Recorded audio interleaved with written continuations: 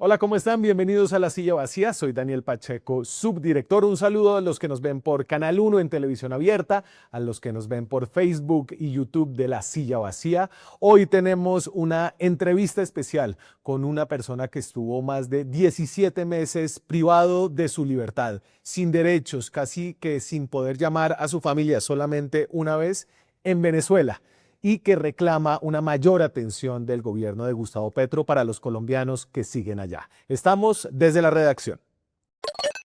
Hola Manuel, ¿cómo estás? Un gusto verte por aquí ya en libertad. De verdad nos alegra mucho, estuvimos muy pendientes de tu caso.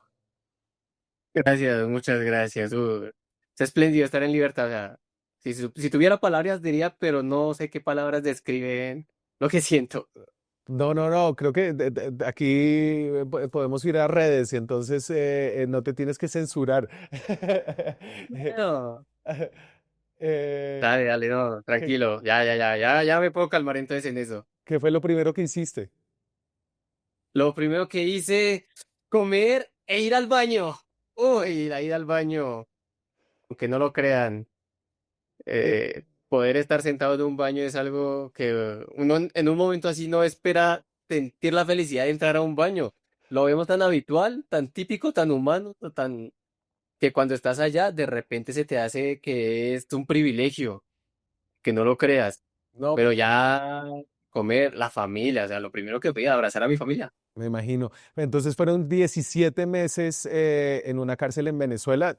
Tú trabajas para una ONG, el Consejo Noruego de Refugiados, y pasaste la frontera. Danés, el danés, El consejo Consejo danés. Danés de Refugiados, perdón. Y entonces tú pasaste en la frontera a hacer una capacitación allá y te detuvieron acusado de supuestamente, ¿cuál era la acusación puntual? Porque es que entiendo que nunca hubo una acusación puntual de parte del chavismo en Venezuela. Sí, o sea, nunca fuimos como tal condenados. Lo que nos hicieron para nosotros es un show, un teatro que se hizo en una presentación donde nos acusan de terrorismo, de conspiración, asociación y financiamiento. ¿Y por qué crees que terminó la cosa en eso? Es decir, ¿cómo le hace sentido tú a todo lo que pasó? No podría decirte, yo diría que en ese momento, poselecciones, justamente pudo haber sido como un momento de alerta, de prevención extrema que tuvo el gobierno y los mismos dirigentes, las entidades de control excedieron su poder y se les fue todo de las manos cuando decidieron retener una cantidad de extranjeros, porque no solo éramos colombianos, eran extranjeros de todas partes del mundo que de repente estaban siendo retenidos sin ninguna causa. En Venezuela hay, según una investigación del tiempo, todavía cerca de 90 colombianos. ¿Me puedes contar dónde estuviste, en qué condiciones estuviste, qué derechos gozaste mientras estabas privado de tu libertad? Mira, lo que yo sé es que principalmente estuve en la cárcel El Rodero, que es la cárcel de máxima seguridad de Caracas, en lo que yo conozco, porque no conozco nada de Venezuela, aparte de esa experiencia que tuve allí. Ah, derechos, como sabrás, pues se violaron todos los derechos, se violó el justo proceso, nos mantuvieron allí aislados, desaparecidos, encerrados, incomunicados, nuestras familias no sabían de nosotros, sino hasta, en mi caso, yo creo que fue octubre, me comentaron que apareció Diosdado haciendo algún comentario, pero el resto, todos los derechos que conoces han sido violados allí. Condiciones, estaba en una cárcel de máxima seguridad, 24 horas totalmente encerrado, 7 días de la semana, a 4 metros por 2 metros, 8 metros cuadrados para dos personas, la letrina ahí al lado, comes donde vas al baño prácticamente, no te llega la luz del día porque estás encerrado, no tienes permiso de patio, mm, está lleno de cucarachas por todas partes. Lo único que dicen allí es que están ahí para mantenerte a cuidado mientras nuestro proceso avanza. Es decir, te dan lo mínimo esencial para que puedas sobrevivir. Alimentación, higiene y salud. Sí, Y de vez en cuando unos estudios de psicología. sí.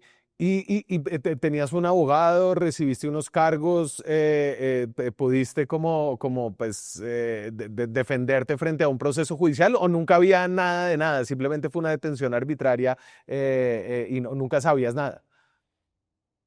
Para nosotros siempre fue una detención arbitraria. Al inicio no sabíamos absolutamente nada, que estábamos en un proceso, una investigación. No se nos había ni siquiera dicho que íbamos a ser recibidos en un juicio o algo. Se nos hizo sí una presentación 3 meses después en mi caso, el 16 de diciembre del 2024. Ya habían pasado 3 meses cuando nos hacen una presentación aproximadamente unas 52, 55 personas dentro de la misma cárcel.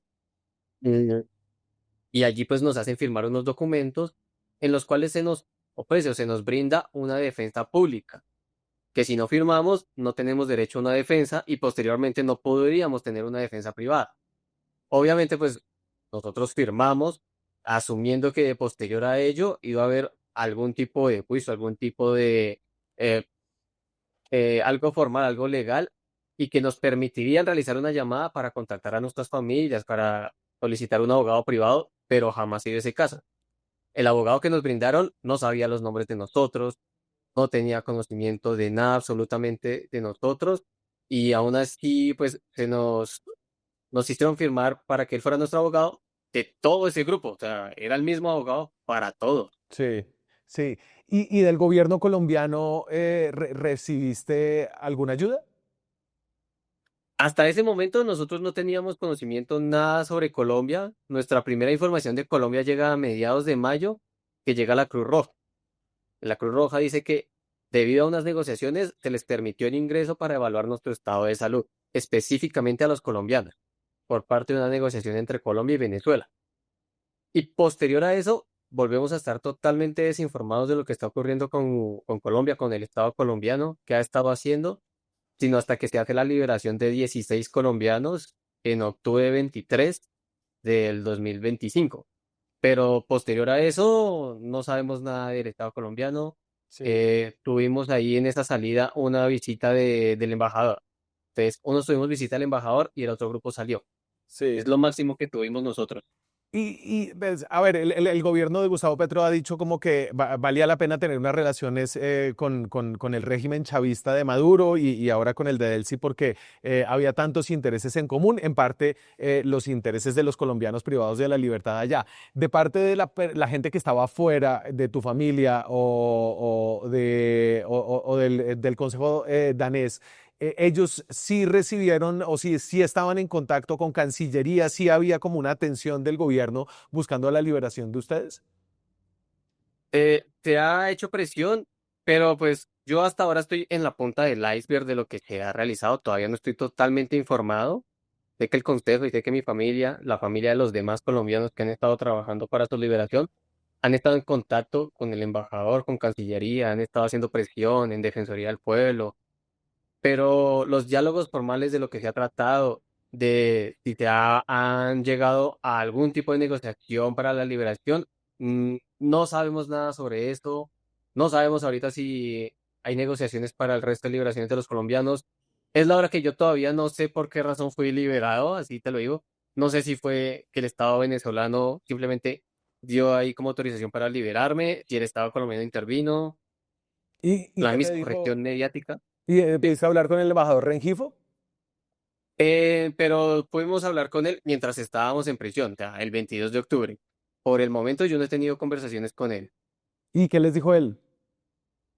En su momento nos dijo que, pues, eh, parte de la situación que se había presentado fue por el diálogo que había en en los anteriores gobiernos, que pues ahorita se había avanzado en mejoras entre los diálogos de los gobiernos actuales, pero que la situación que se nos había presentado fue en parte culpa de los problemas que habían sucedido por gobiernos anteriores. Entonces, pues, eh, si tan buen diálogo había, ¿por qué estaríamos presos? Gran pregunta. Exacto. Eh, Tú estabas en Caracas la noche en que sucedió el ataque de Estados Unidos que sacó a Maduro de la base del Fuerte Tiuna allá en Caracas. Lo escuchaste? ¿Se hablaba dentro de la cárcel? ¿Eso cómo se vivió desde allá adentro? Como tal, nosotros no lo escuchamos, o sea, no fuimos, no supimos lo que sucedió ese día. Para serte sincero, desde inicios de año se escuchaban las presiones, incluso desde antes, desde diciembre, noviembre, se había escuchado de las presiones, del barco, del Gerald Ford, todo lo que venía haciendo presión de Estados Unidos, pero no había un ataque, no había nada así confirmado. El día del ataque, lo máximo que yo escuché y que algunos compañeros escucharon fue un sobrevuelo de aproximadamente 1 hora. Pero más allá de eso, no supimos nada en ese momento. Había sobrevuelos durante la semana, hubo sobrevuelos, entonces fue un sobrevuelo normal para nosotros. Lo que sí hubo, pues se cancelaron las visitas de los venezolanos. Sí. Cancelar de las visitas de los venezolanos, dijimos, puede estar pasando algo, no estamos seguros, vamos a ver qué pasa en la semana, pero como estamos aislados totalmente durante esa semana, no nos enteramos sino hasta la semana siguiente que ya habilitaron visitas. Fue cuando ya nos dijeron desde otros presos que reciben visitas, Maduro está preso, hubo una emoción allá, un griterío de parte de uno de los pabellones, luego llegó al nuestro Sí. y así poco a poco. ¿Y tú en tu celda con quién estabas? Yo estuve con 4 personas diferentes. Iniciando estuve con un americano que fue liberado en enero del 2025, que es David Gutenberg. Después estuve con un español que también fue liberado hace poco, ahorita en enero, después del ataque, Andrés Martínez. Estuve también con un iraní que fue liberado aproximadamente 3 semanas después, y a finales de enero más o menos. Y la última persona con la que había estado era Luis Quinchía, que es un colombiano que también sigue allá dentro de la prisión junto con los otros colombianos. ¿Quieres enviar algún mensaje quizás a la familia de Luis si no ha podido contactarse sobre cómo está? Pues mira, yo ya me he contactado con ellos, ya les he comentado la situación. Luis ha sido un gran amigo para mí, me ha enseñado muchas cosas del campo, es un chico que sabe mucho del tema del campo, le apasiona, lo veo haciendo ejercicio todos los días, tiene fuerza. Entonces, mantenerles que mantenga la tranquilidad, que él está fuerte allá adentro, pelea por ustedes, ora todos los días, está esperando salir para poder verlo. Pero entonces, mi llamado es más al Estado que por favor haga presión, que por favor se cree un diálogo de verdad de negociación para que haya la liberación de todos los colombianos. Claro, eso te quería preguntar, es decir, desde aquí afuera sentimos que el caso, por ejemplo, tuyo fue por intermedio como del Consejo Danés que nos dijo, hey, esto está pasando, los familiares de los otros. La canciller Rosa Villavicencio ha tramitado el tema como muy de bajo perfil, el presidente Gustavo Petro ni siquiera lo ha mencionado. Ahora desde acá afuera, como quisieras que el gobierno colombiano como que tratar el tema de sus ciudadanos que están allá presos. Viendo la situación como yo la he podido ver en este poco tiempo, eh, mi solicitud es que directamente el presidente Petro se debería personar del tema e ir a crear un diálogo directo con la presidencia de Venezuela actual y demostrar que ellos son presos políticos. Están todos los antecedentes, están todas las pruebas de que ellos son actualmente presos políticos que no tienen nada que ver en lo que ha sucedido y que se exige la liberación inmediata de ellos. Del lado de los venezolanos, ¿qué crees que hay? ¿Es como una paranoia? ¿Hay unas sospechas? ¿Hay una intención de ganar un poder político de intercambio con la detención de colombianos? Nosotros internamente lo que creíamos era un temor de ellos por un ataque que posteriormente se dio. Para nosotros siempre fue que éramos un tipo de fichas de cambio. ¿Para qué? No sabíamos exactamente. ¿Por qué? No. O sea, en nuestro caso era el gobierno colombiano actual y el gobierno venezolano de ese momento tenían buenas relaciones. Entonces no había necesidad de que secuestraran, de que retuvieran a los colombianos. y han salido otro grupo de extranjeros, pero los colombianos siguen allí. Entonces, la verdad, no sé cuál es el temor, no sabría decirte por qué ellos aún no han salido, eh, si falta más presión por parte de Colombia para hacer la negociación. Eh, te quería preguntar, más allá de la situación, de las condiciones de reclusión, pues indignas, sin acceso a derechos básicos, como hablar con el abogado de uno, como hablar con la familia, ¿recibieron buenos tratos? Hay unas historias muy fuertes de torturas adentro de las cárceles venezolanas, de malos tratos, de tratos degradantes. En ese sentido, ¿cómo crees que están, cómo estuviste tú y cómo crees que están los otros colombianos que siguen allá? Nuestro trato allá era como cualquier otro preso normal, o sea, no había diferenciación entre un preso y un extranjero, a pesar de que sabían la situación de nosotros. Si te lo digo así, el daño físico no fue tanto como el daño psicológico. Si bien hubo momentos en los que hubo algún daño físico que podríamos haber tenido, nosotros tuvimos un acto de rebeldía en el cual golpeamos puertas, hicimos ruido durante 2 días y al final llegaron el equipo antimotines y nos lanzaron gas pimienta. En otra ocasión estuvimos bajo el sol, prácticamente esposados, encapuchados al sol del mediodía, con las toallas encima de nosotros, hacinándonos nosotros mismos. ¿Y en retaliación por algo que hicieron? En esa, tal cual en esa última, no, simplemente fue como que decidieron sacarnos, no sabíamos por qué, no había razón. Ellos asumen que era simplemente para hacer una verificación de celdas, para eliminar cucarachas, para eliminar insectos, para limpiar, pero pareciera más un acto de cobardía, diría yo, en ese momento. Claro, como rayando en la tortura o los tratos denigrantes. ¿Quiénes eran los que los tenían allá? ¿Qué fuerzas de seguridad eran las que los tenían? La entidad oficial se llama la Dirección General de Contrainteligencia Militar de GESTIM, la conozco yo.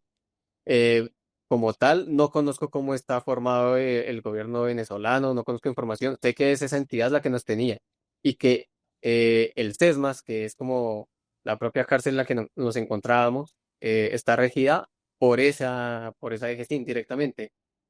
Claro.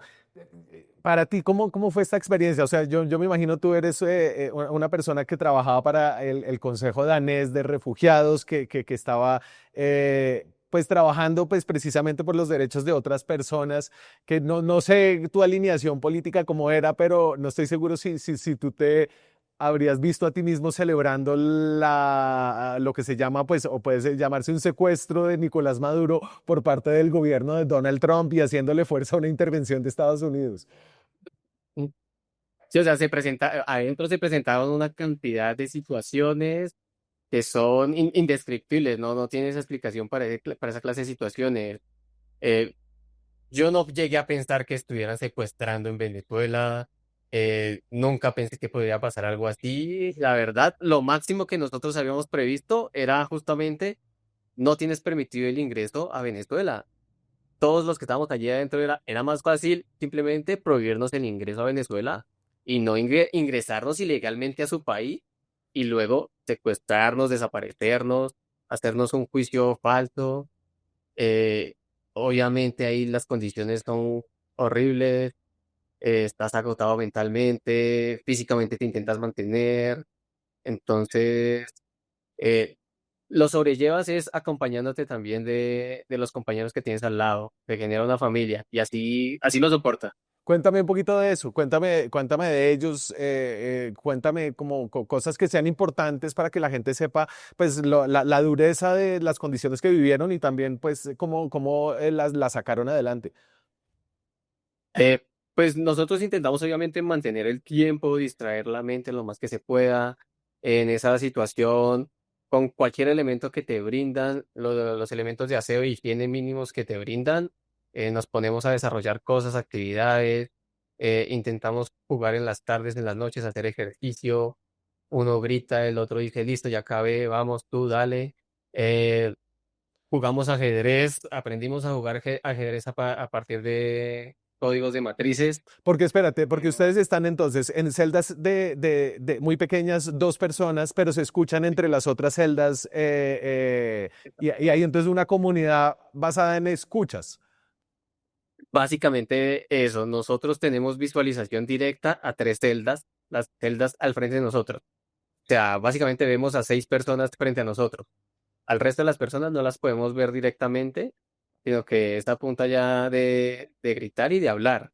Es como nos vamos entendiendo, vas reconociendo más voces que caras inicialmente, porque tampoco, como estás totalmente aislado y encerrado 24 horas, 7 días, no les conoces las caras. Yo llegué a conocer rostros hasta 2 meses y medio, casi 3 meses, que por primera vez salí al patio. Ok, ¿y qué fue lo más duro que viviste? ¿Cuál fue el día como en el que, no sé, escuchaste de algo o viviste tú en carne propia algo que dijiste tal vez aquí sí, sí me quiebro? Es que esa pregunta es difícil porque es un momento que es feliz pero triste, porque es justamente el día en que a nosotros nos permiten la llamada. Después de 8 meses, en mi caso, no se sabía nada de mí, no se sabía nada de dónde estaba como tal, ni cómo estaba. Y es la primera llamada que yo puedo hacer a mi familia. Y mi hermana apenas contesta, se quiebra. Escucharla a ella, no puede respirar, estar ahogándose, lagrimear. Yo estaba prácticamente ahí igual intentando contenerme, simplemente incluso por autoorgullo de no demostrar como debilidad frente a los que estaban escuchando la llamada. Pero ese día prácticamente terminé quebrado. Claro, y supiste de alguien que algunos de tus compañeros que sufrieran tratos, o sea, o que estén como su vida en riesgo, que estén enfermos, que gente que sea urgente un poco hacer presión para que salga de allá. Pues, o sea, en realidad todos necesitan salir de allá. Todos estábamos, en mi caso ya estaba, pero mentalmente el agotamiento es ya, estábamos sobre nuestros límites, ya habíamos pasado el límite físico también lo habíamos superado. Entonces, no te puedo decir de que este necesita prioridad, sino que todos necesitan prioridad de salir, todos los extranjeros, incluso te diría venezolanos, gente que sufre de diabetes, gente que es paciente oncológico. Conozco una persona venezolana que es paciente oncológico, fue retenido simplemente por ser opositor, eh, pero ya es momento de que todos sean liberados. ¿Te quedó alguna duda de que Venezuela es un estado autoritario donde pues no hay democracia después de esta experiencia? Por lo que yo viví, yo te puedo decir que no observé democracia alguna en el país. El control de poder está absolutamente controlado en unas muy pocas personas. Y lo que te puedo decir allí es que desde mi perspectiva no pude ver algún tipo de democracia ni con los foráneos ni con sus connacionales. Manuel, te agradezco mucho y nos alegra mucho que estés aquí de vuelta con Sí, nosotros. gracias. Gracias. De verdad, muchas gracias por tu tiempo esta tarde y que puedas seguir disfrutando de tu familia y ayudando a la gente que se sigue allá. Vale, sí, gracias. O sea, por mi parte, esa es la idea ahorita, empezar a hacer presión por los que quedan allá. Eh, yo ya estoy libre, ya me toca es trabajar por ellos. Dale, disfrútalo mucho. Muchas gracias Muy bien, por estar por gracias. aquí. Vale, listo, gracias. Tengan un buen día. Hasta luego. Chao. Chao, chao. Hacer periodismo independiente cuesta. Cada suscripción a este canal nos permite financiar historias que revelan patrones, intereses y otras dinámicas de poder que otros no cuentan. Suscríbase y sea parte de la comunidad que apoya a La Silla Vacía.